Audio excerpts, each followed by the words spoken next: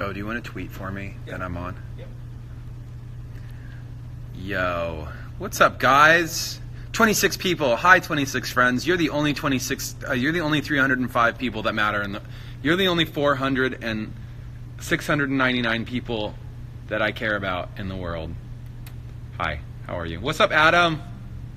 How are you guys? It's an exciting day in my world because I'm coming to you live from YouTube.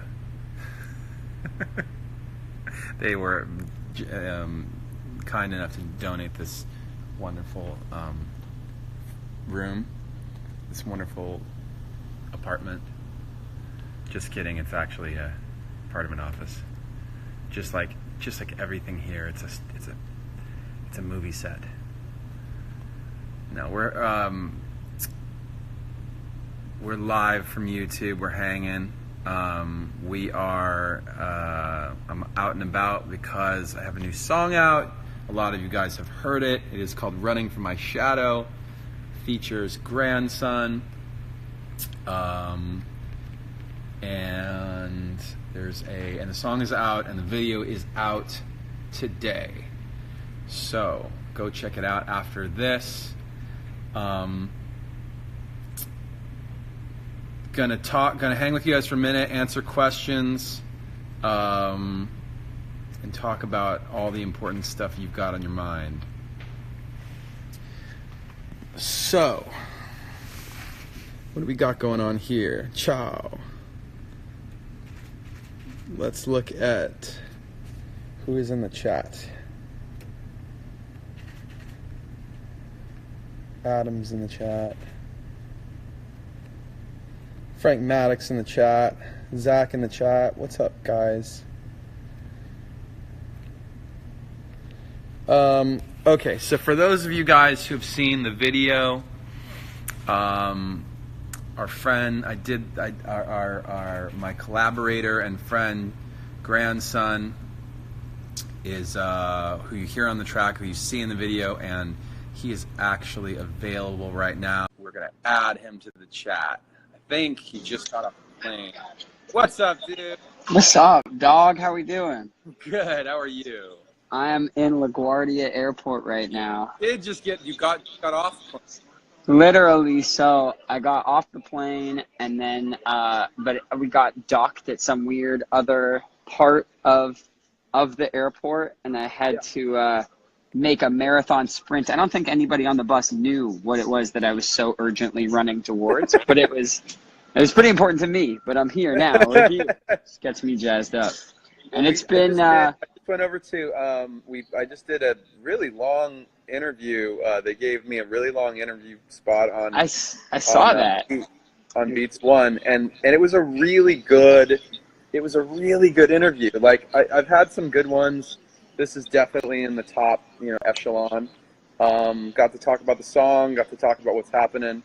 I think a lot of people that are on this checking this out right now are probably new to your music. Tell the Linkin Park and Fort Minor Mike Shinoda fans about you. Where are you from? What do you do? How cool is this, man? Fuck. I'm Grandson. I've been making music largely as like a disciple. I think it must be interesting for you. You've been in the game so long that, you can obviously probably recognize what school of genre bending I come from, which is largely the genre that you played a huge part in creating. So for me, I think that we had a very similar upbringing musically, and my first love was hip hop, boom bap, 90s hip hop, and then got into alternative bands in the late to mid 90s. Never really got into like the hair metal stuff from the 80s, but I really loved Rage. I loved Nirvana and, the Smiths, Smashing Pumpkins. And I always felt like I had to choose. And then I got really into like trap and EDM. And I was kind of like, all right, am I going to be a DJ, a rapper, or a rock star? And it was kind of like, I think I can kind of do all of it now. It's 2018, so why the fuck not? So I kind of just started making music with Boone, you know, the guitarist who collaborated on the song with us. And it's already been beyond my wildest imagination that I'm able to kick it with you and have this conversation right now. And it's been a really... It was funny, the reason, just so you guys who are watching, the way that we had met wasn't, it was just so random and natural. I heard, do you call it the song Blood Water, or you call it Blood in the Water? It's called Blood Water. Blood Water. So it's like blood / water. Blood Water was, I caught that song and I just really liked it, and I followed you on social media, like I think it was Twitter and Instagram. And which was a bizarre moment for me. I remember actually I was on the phone with my mom, like lazily checking Twitter, and it said that Mike Shinoda started following you. So I assumed that it was like a Russian, you know, bot impersonator that was coming for my credit card information or something. And so I clicked the link, and then I saw it was you, and I was like, what? I was very confused. It remains something that's very inspiring to me and confusing to me that you would take your time and energy and invest it into curation, still finding new music, discovering new music. So I would love to pick your brain on why that's still important to you. Like, why have me featured on your album? Well, I'm always listening to new stuff. I listen to more new stuff than old stuff. So I'm always like every time, you know, every weekend, I'm picking through the new releases and just checking out, you know, looking for things that I like. And I kind of dump all those into a big, almost like a sorting playlist. Yeah. And if I really like, then I just keep it. Then it goes to like a more of a keeper playlist. So that was one of the coolest things. When I first met you, you sent me, I think it was before we even linked up, you just sent me a playlist of like 15 songs you thought I would be inspired by. I was like, I could not believe that you would be so gracious as to like open your doors musically, not even on some collaboration, just on some like sharing what you've been listening to. And it's been cool to see how I think that some of your fans might get down with the music that I'm making. And it's cool to see how, I mean, just today has been an absolute tidal wave. I don't think very many people get such an intimate insight into what your fans are like, how dedicated Linkin Park and Mike Shinoda fans are. Having my Twitter blow up with people from literally all over the world that are so passionate off of like a 15-second teaser video, making like art. Like, it must be great. How does that feel? And has that feeling, like, I'm sure it's gone through ebbs and flows. Was there a time where you might have, do you look back and go, maybe I took it for granted at that point, but now restarting being a solo artist for the first time, do you have newfound perspective on like what that means? No, it's like very, you know, I think like all of, we're all just making music. Like I sometimes joke with people that it's, you know, when people get nervous for different reasons. Like for me, musicians, I mean, like for me, the place where I get less nervous when it's just a regular show. I get more nervous if it's like a TV thing or something that I know is live, that if you trip and fall off the stage, like everyone's going to see it right then and there and you don't have any choice. So that's, you know, I what I do to remind myself to like chill out if I'm feeling like, oh, I'm a little nervous about this thing, is I do remember that it's just music. Like we've grown up doing this. We love doing it. We love listening to it. It's not, you know, it's not all that serious sometimes. Right. And I feel like for you know, I love looking for new stuff. I love finding new artists, and what you're doing, as I told you, like I told you when we met up originally, it's familiar to me. Mm-hmm. But you do it in a way that isn't something that I like. If you do stuff that I haven't done or I wouldn't have thought to do, and that's always a feeling. Like that's usually the stuff that I gravitate towards the most is when I listen to somebody's stuff and I go like, oh, that's a great idea, or like they really killed it, like making that thing. That Yeah, I don't know if I could have done that, or I have never thought to do that. I appreciate that, and it kind of inspires me to like figure out, like to embrace that which I do with all the more passion, and I think part of that is being receptive to collaboration and looking at yourself as a creative person, as an artist, and going, this is not only like what I'm good at over here, but this is the part that I really love doing. Like I really love singing. I'm not going to get on a mic, note a song, and start trying to drop bars with you. That's just impossible. I'll forget. Go.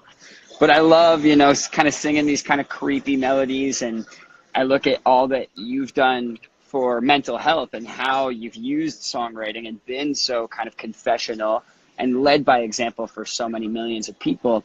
And that's definitely something I want to integrate into what I do, and also use my music to reflect what's going on.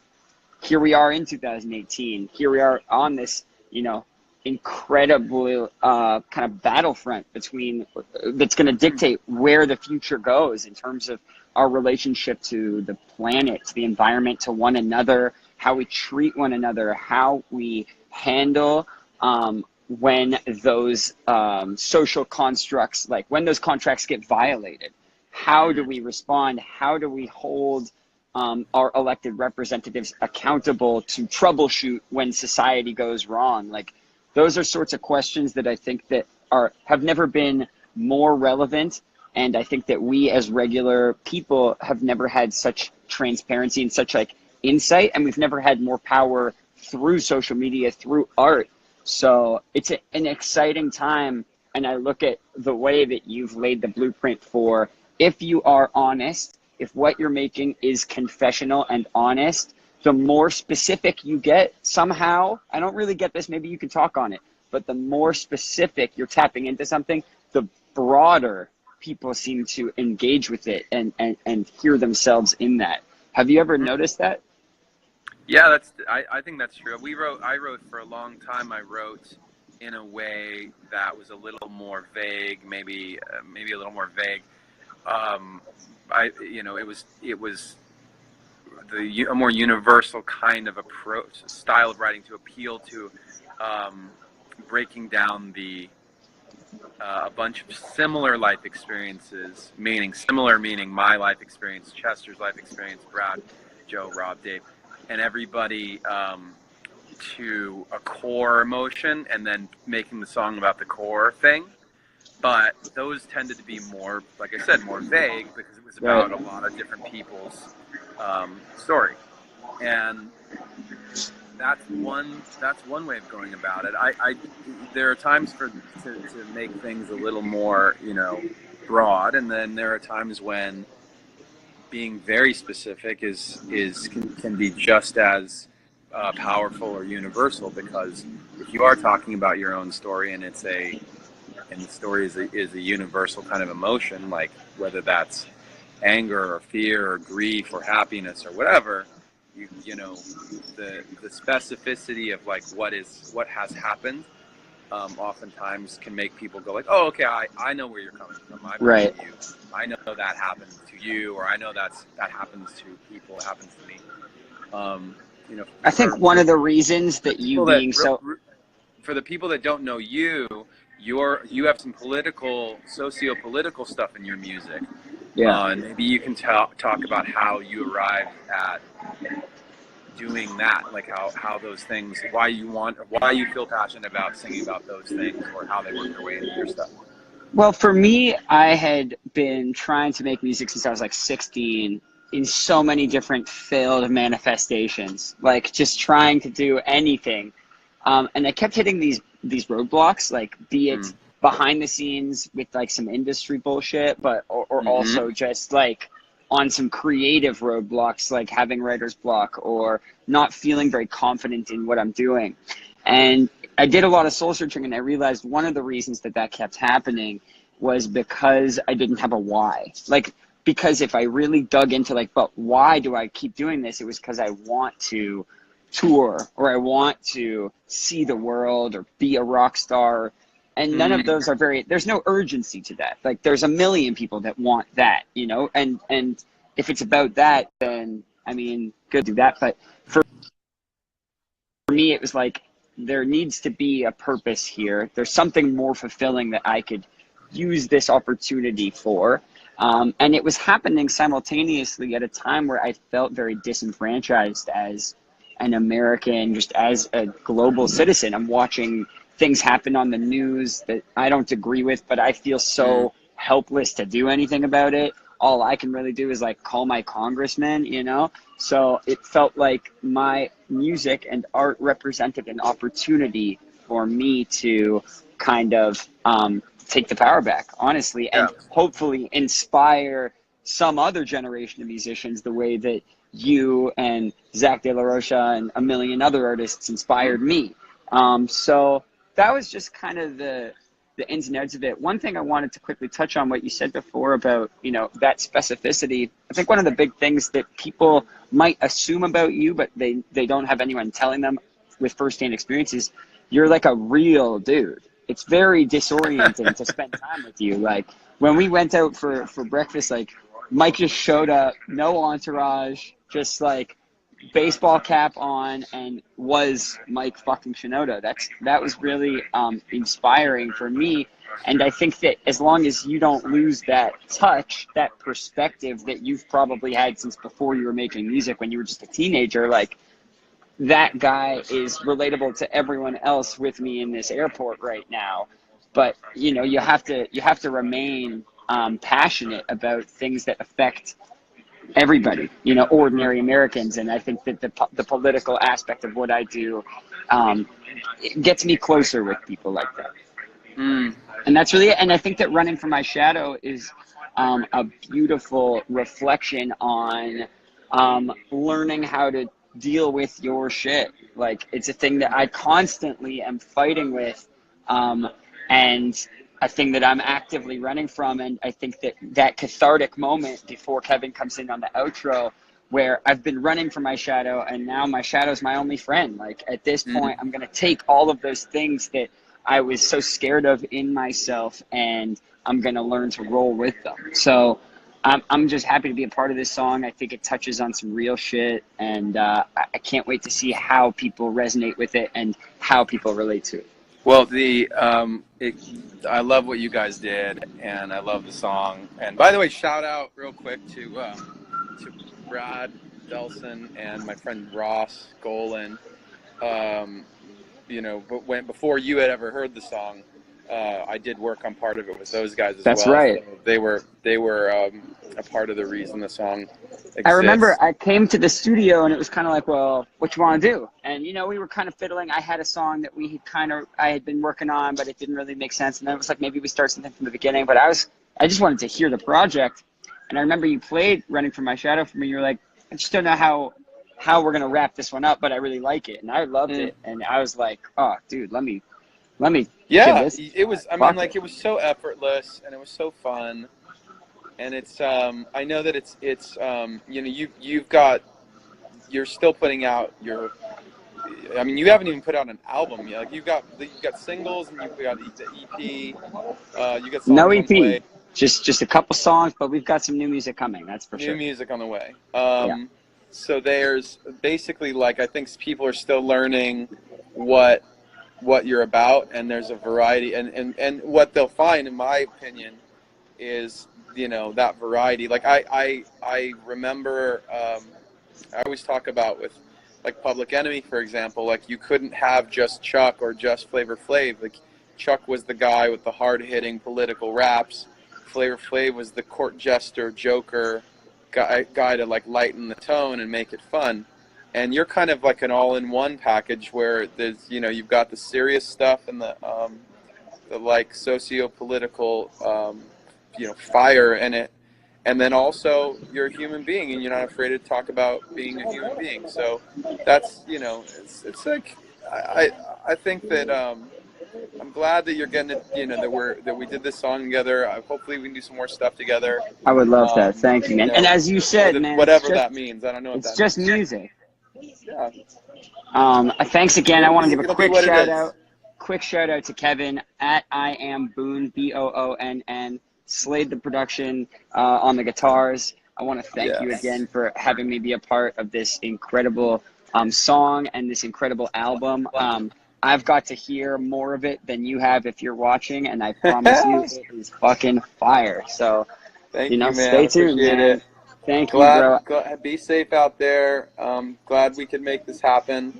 And yeah, thank you to you. Thank you to all the fans and everybody involved with the song. If you guys haven't heard it, go check it out. Go on your favorite streaming or music websites, or go to the, whatever it may be, the YouTubes. We have a video out as well. They're on these days. Yeah, the kids are on the YouTubes. Yeah, go check it out, and thank you guys for watching. Check it out. Thanks a lot. Thanks, Come be a grandkid at Grandson Sucks. Join the movement. Bye, guys. Later.